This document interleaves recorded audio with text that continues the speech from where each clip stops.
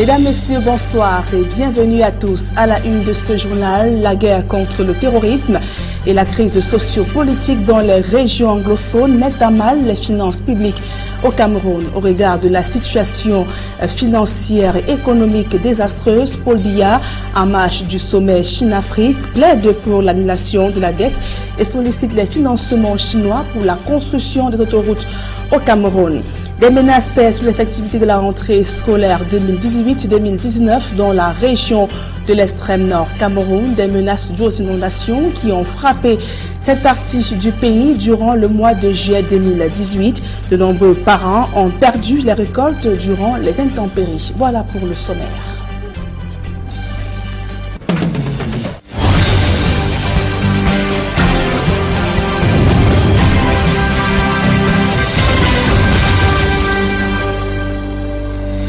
Mesdames, Messieurs, une fois encore, bonsoir et merci d'honorer ce rendez-vous de l'information sur Equinox Télévision.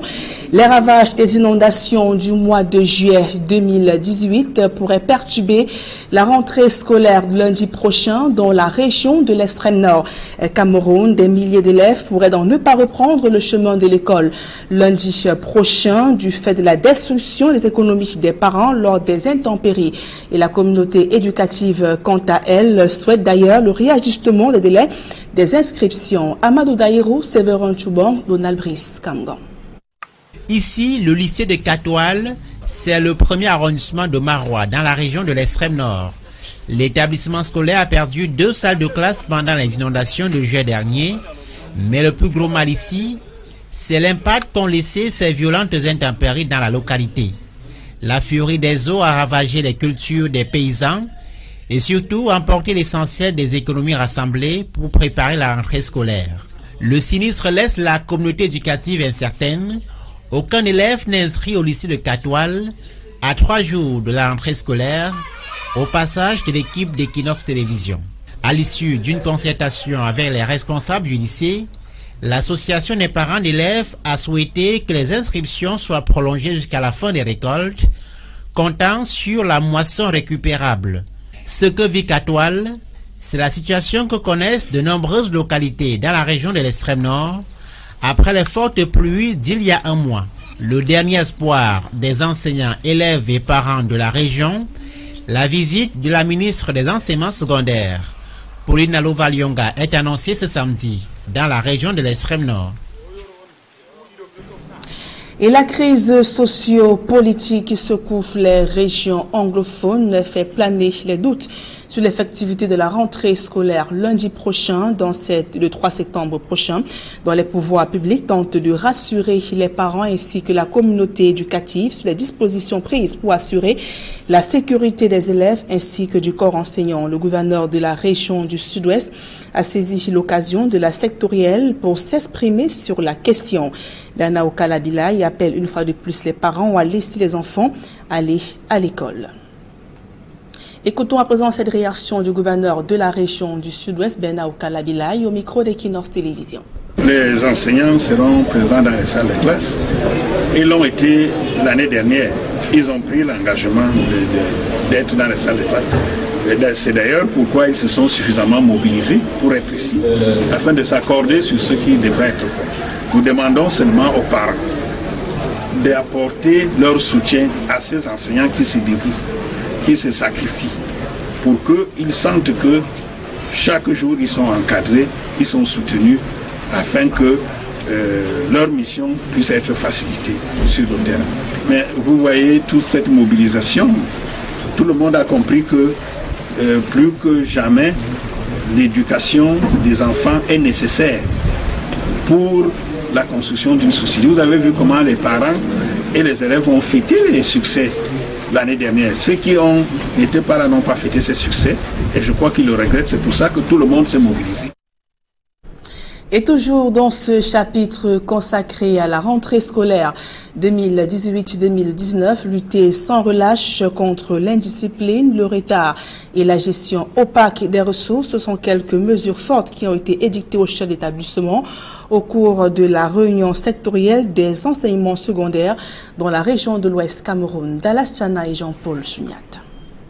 À moins de 48 heures de la rentrée scolaire, Toute la famille éducative des enseignements secondaires de la région de l'Ouest fait le bilan de l'année écoulée avec son lot de réussites et échecs. Absentéisme, retard, indiscipline caractérisée, effectifs pléthoriques, manque de collaboration franche entre chefs d'établissement et enseignants, gestion opaque des ressources. Que ces éléments que nous avons enregistrés cette année, n'est-ce pas, puissent s'estomper pour que l'année scolaire qui commence connaisse, n'est-ce pas, un meilleur succès par rapport à l'année qui vient de s'achever. Il faut couvrir les programmes à 100%, je crois, et tout mettre en œuvre pour que le volet discipline soit toujours en exergue. Tous les 494 chefs d'établissement d'enseignement secondaire présents à la réunion préparatoire de la rentrée scolaire 2018-2019 reçoivent des consignes fermes pour le suivi et l'application à la lettre des instructions ministérielles sur le respect des programmes homologués, l'achèvement des 10 programmes avant la période des examens de fin d'année. Et cette année,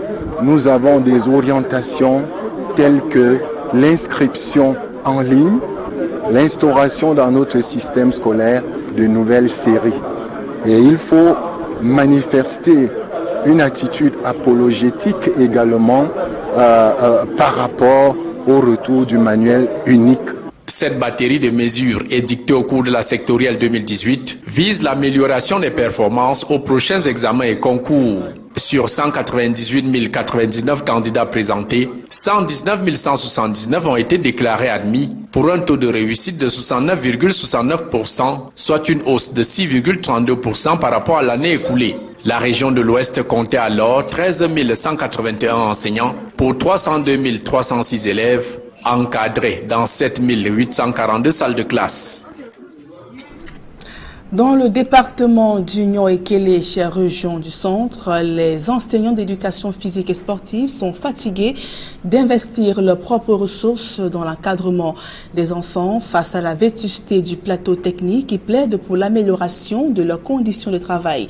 Des doléances formulées au cours d'une réunion préparatoire tenue à Ezeka. Joël Niem, Isabelle Carole Zoupet.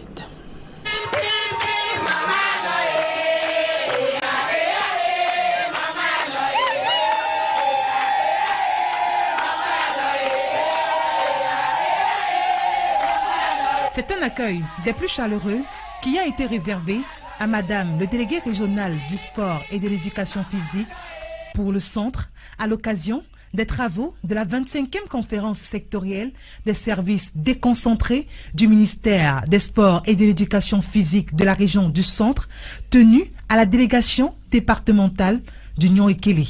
C'était en présence du préfet, d'autorités administratives et traditionnelles. En cette veille de rentrée scolaire, les responsables du sport et de l'éducation physique de cette localité ont saisi cette occasion pour relever les différents problèmes auxquels ils font face. Les problèmes sont nombreux. Vraiment, voici la veille de rentrée scolaire. Je prends compte 5 établissements secondaires, pas de cadre d'EPS, alors que ces enfants seront examinés pendant des épreuves pratiques physiques et théoriques de session 2019. Il y a aussi, l'éducation a aussi un problème de locomotion pour la situation des championnats de vacances. D'où pendant la période pluvieuse, les routes sont mauvaises. On espère vraiment avec notre maman, Madame le délégué régional de sport et d'éducation physique pour le centre, qu'elle va trouver une solution vraiment à nos difficultés, parce que nos difficultés vraiment sont infrastructurelles, sur le plan financier et sur beaucoup d'autres plans aussi. Et nous espérons vraiment que pour cette nouvelle année scolaire, nous pouvons trouver, n'est-ce pas, cette aimable, n'est-ce pas, collaboration entre ces services déconcentrés et les nôtres. Le délégué régional, tout en promettant une amélioration de leurs conditions de travail, leur a demandé de prendre leur mal en patience. C'est un message de rassemblement, c'est un message où nous voulons armer nos enseignants qui sont dans les établissements et qui bientôt vont prendre la route des écoles. nous voulons les armer en ce qui concerne la nouvelle loi de 11 juillet 2018 qui a revu certains pans qui étaient un peu obscurs dans l'encadrement des associations, dans l'enseignement de l'éducation physique, pour que nos cadres soient mieux armés. La question d'infrastructures sportives a toujours été une entrave au bon déroulement de cette discipline dans les établissements scolaires. Et je vous le disais en titre, le Cameroun peine à faire face à la crise économique et financière. La lutte contre le terrorisme et les velléités sécessionnistes mettent à mal les finances publiques. Paul Biya l'a donc reconnu lors de sa rencontre avec son homologue Xi Jinping. En marge du sommet Chine-Afrique, le président camerounais implore son homologue chinois pour l'annulation de la dette et sollicite des financements chinois pour la construction des autoroutes au Cameroun. Au moment où donc ce sommet Chine-Afrique doit s'ouvrir à Bédine, la CEMAC exprime la mise en œuvre du programme des réformes économiques sous-régionales. Le secrétaire technique se réunira donc à Douala pour évaluer la première étape de ces réformes visant à sortir donc de la crise économique de la sous-région Afrique centrale. Et la deuxième édition du forum économique entre le Cameroun et le Nigeria se prépare. Il est prévu du 26 au 1er juin 2019 à Lagos au Nigeria. Une réunion préparatoire de l'événement s'est tenue au ministère des Relations extérieures à Yaoundé. Autour du coordonnateur du projet, différentes administrations publiques et privées ont posé les jalons d'une participation efficiente du Cameroun à ce grand rendez-vous. Première économique d'Afrique, le Nigeria représente une réelle opportunité d'affaires pour les entreprises camerounaises attendues au Nigeria Cameroun Economic Financial and Cultural Exhibition. Donc, écoutons donc à présent cette réaction de Marcel Tuisseux, coordonnateur du projet. Il présente les enjeux au micro d'Equinox Télévision. Le Nigeria, c'est une grosse opportunité pour le Cameroun que nous devons saisir. Le Nigeria, c'est quand même le premier partenaire commercial du Cameroun avec près de 26% d'importation. Alors le Cameroun, nous sommes à moins de 4% de produits made in Cameroun vers ce marché. Alors à travers Nicamex, nous voulons chercher à rééquilibrer ce déficit en faisant la promotion du Made in Cameroun. Nous attendons 500 participants camerounais. La NACIMA, vous savez, la NACIMA regroupe toutes les chambres de commerce du Nigeria. NACIMA, à elle seule, regroupe près de 58 chambres de commerce. Donc, du coup, chaque chambre de commerce, il y a près de 500 entreprises. Donc la NACIMA, elle seule, a déjà réservé la moitié des espaces d'exposition. Du coup, nous aurons de sérieuses difficultés en termes des espaces pour les expositions parce que c'est déjà presque saturé. Nous encourageons plus de participation individuelle et comme je l'ai dit tantôt, nous attendons à peu près 500 participants qui iront du Cameroun vers le Nigeria. Et c'est déjà la fin des vacances et ils sont nombreux qui se bousculent dans les agences de voyage pour pouvoir rallier la ville scolaire. Et comment ces jeunes ont passé cette rêve de 3 mois. Nos reporters ont suivi quelques jeunes à Loum, dans la région dans le département du Mungo, région du littoral. Jacquino Molong et Gladys Sidi. 2 mois en compagnie des grands-parents, l'heure est venue pour de nombreux vacanciers de regagner leur ville de résidence. Les vacances au village ont été mis à profit pour apprendre la langue maternelle et faire quelques travaux champêtres. Ça nous permet aussi, même comme c'est dur d'apprendre notre langue maternelle, on force. Même comme c'est dur, on essaie quand même aussi de capter certains mots. Quand la maman dit gentil, indifférente, distance pour le chant, c'était pas si facile. Il fallait comme grimper les collines avec les sacs sur la tête, surtout avec les moutons en ligne. Ils ne sont pas habitués à porter les sacs, les maïs sur la tête. Ce qui m'a plu sur le village est que j'ai quand même appris beaucoup de choses. Bon, comment semer des haricots, comment casser le maïs, De beaux moments en compagnie des grands-parents et de très beaux souvenirs malgré les barrières de la langue. Tu as bien fait, hein? Tu as bien fait, Vraiment? Chaque vacances, je reviens avec les enfants au village pour qu'ils essayent de voir la culture du village. Même cultiver au champ là, c'est très important. Et parfois ils confondent, disons, le manioc, le manioc à un arbre. Il faut croire que c'est un arbre alors que c'est un truc qui est mangeable. On rentre dans de bonnes conditions. Bon, si on arrive à Douala, c'est qu'on avait passé de bonnes vacances. En cette veille de rentrée scolaire, en raison de la grande affluence dans les agences de voyage, le coût du transport a été revu à la hausse. Nous sommes au Carrefour Balessin. Au village, ça s'est bien passé. Tout s'est passé comme prévu. Bon, pour le transport, c'est un peu menaçant. C'est un peu lourd pour nous. Bon, pour le moment, je suis encore là. J'attends juste pour voir si peut-être le prix peut chuter quoi, avant de payer mon billet. Ce n'est pas facile, on n'est même pas tenté de voir les voitures. Nous sommes là comme ça pour rien, on ne trouve même pas les véhicules. On a payé les billets, mais il n'y a même pas les véhicules, on ne sait pas comment.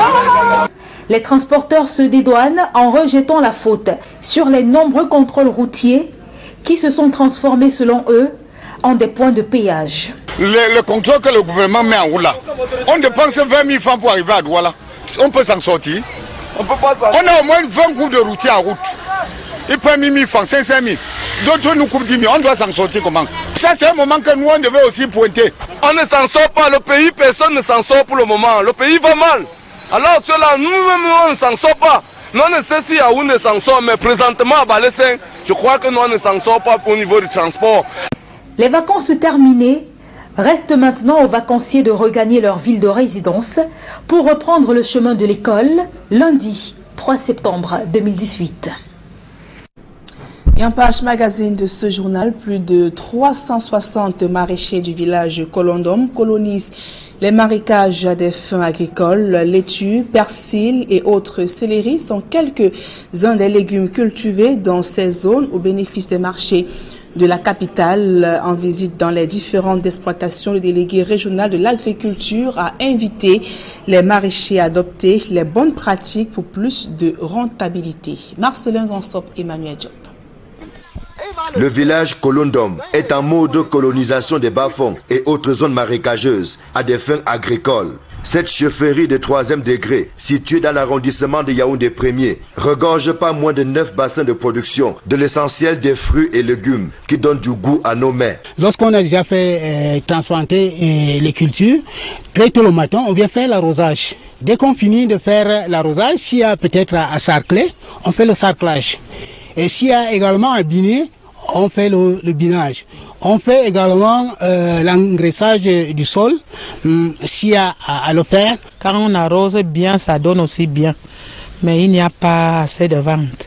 Avant, on vendait ça à 1000 francs, 800. Maintenant, c'est à 500, 400, 300 même. Persil, céleri, laitue et divers autres légumes. Tout ou presque se cultive dans cette zone qui s'étend sur plus de 40 hectares et qui a été gâtée par la nature puisque l'eau coule de source le long des différentes exploitations. Ce site est constamment produit du 1er janvier au 31 décembre. C'est-à-dire au fur et à mesure qu'il récolte, il remplace, ainsi de suite. Et il profite également du fait qu'il y a un cours d'eau là qui est permanent. Ça fait que donc ça diminue un peu les coûts de production.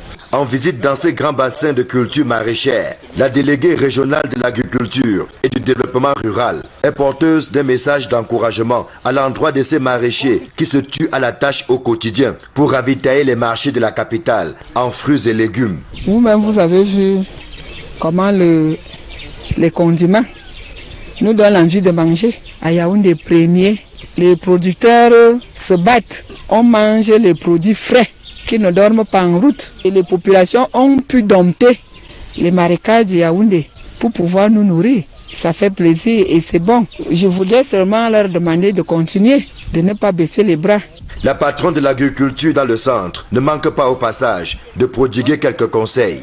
Nous avons quand même constaté certaines anomalies, l'incompatibilité de certaines plantes. Par exemple, la tomate avec la morelle noire.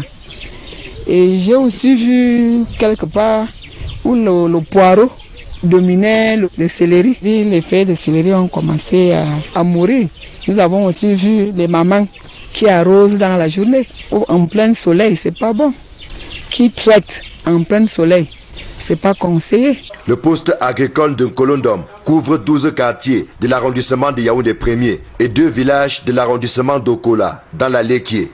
Environ 350 maraîchers exercent dans les 9 principaux bassins de production des fruits et légumes. Ici, aucune habitation n'est exposée aux potentielles inondations. Seules les cultures maraîchères accusent le coup en cas de montée des eaux. À Baganté, dans la région de l'Ouest Cameroun, la recrudescence du grand banditisme fait perdre le sommeil aux commerçants dans cette partie du pays. Des écrans plasma, denrées alimentaires, fournitures scolaires et de l'argent en liquide ont été emportés par des malfrats et ont perpétré dans les cambrioles, série de cambriolages ces derniers jours dans plusieurs boutiques. Un coup dur pour ces commerçants en cette veille de rentrée scolaire. Le récit de Jérôme Narcisse Obzé à Baganté. Les nombreux commerçants de la ville de Baganté, à l'ouest Cameroun, ne savent plus à quel sens se vouer suite au grand banditisme qui a fait son nid dans cette partie du pays. Les cas les plus récents ont été enregistrés dans la nuit du 30 au 31 août dernier, où des voleurs se sont introduits nuitamment dans plusieurs espaces de commerce pour semer la pagaille. Moi, j'ouvre la porte, je trouve le compte plaqué, ça manque au sol. C'est très régulier. C'est à l'écart de 1 mois chaque fois. Plus de 3 gardiens. Plus de 3. Quand tu les demandes, il n'a rien entendu. Selon les premiers éléments de l'enquête, les visiteurs sont introduits par les différents plafonds qu'ils ont pris soin de défoncer. Une fois à l'intérieur, ils ont procédé à une fouille systématique, emportant avec eux argent et objets de valeur. Ce n'est qu'au petit matin que les différents constats sont faits par les maîtres des lieux. C'est juste une violation. À ce moment-là, nous sommes très déçus. On ne comprend pas comment, pendant que le temps devient de plus en plus difficile, les uns pensent que l'argent se trouve chez les autres. Au lieu de se mettre à travailler, ils sont là à longueur de nuit, à cambrioler, à fouiller, déchirer les tôles pour entrer dans des boutiques. Nous sommes tout simplement désolés, on ne sait pas quoi faire. Nous sommes dans l'impasse. Face à cette recrudescence du grand banditisme dans la ville de Baganté, délangue ce délit et reste convaincu qu'il s'agit d'un gang spécialisé maîtrisant ces différents lieux qui sera à l'origine de ces cambriolages, d'où le cri de cœur d'une victime au pouvoir public. La violence, c'est que tout le monde connaît. On souhaiterait bien que les autorités redoublent de vigilance afin de sécuriser les populations. Une enquête a été ouverte par les autorités compétentes afin de stopper ce flot qui prend chaque jour d'autres proportions dans le champ du département du Ndé. On parle de toute autre chose à présent. Nommé depuis le 1er décembre 2017, ce n'est que ce 31 août que les secrétaires généraux des communes d'arrondissement de Douala 1er, 3e et 5e ont été officiellement installés dans leurs fonctions. Une attente de près de 9 mois qui n'a pas empêché à ces derniers d'exercer leurs fonctions après la nomination. La cérémonie purement protocolaire de ce vendredi a permis au préfet du département du Vouri de rappeler que sa nomination s'inscrive pleinement dans la matérialisation du processus de décentralisation, insistant sur le fait que ces hommes sont des représentants de l'État auprès des élus locaux. Dans la foulée, le receveur municipal de la commune de Douala 5e a lui aussi été installé dans ses fonctions. La cérémonie s'est déroulée dans les locaux de la préfecture du Vouri à Bonanjo. Écoutons à présent les différentes réactions, celles du préfet du département du Vouri, Joseph Bertrand Maché, et du secrétaire général de la mairie de Douala 1er au micro de Kinos Télévision. Ils sont la résultance de regard que l'État voudrait avoir sur les collectivités dans l'accompagnement, dans le cadre du respect du cadre légal d'exercice de leurs activités. Le secrétaire général, c'est le conseiller juridique et administratif du maire. C'est la principale plaque tournante de l'administration de la municipalité. Le receveur municipal, c'est le chef de poste comptable. Et entre le maire et le receveur, il y a un sacro-saint principe qui doit être respecté, le principe de séparation ordonnateur-comptable, qui entre les deux fait relâcher la notion de hiérarchie. c'est pour la sincérité des comptes que les textes l'ont prévu ainsi.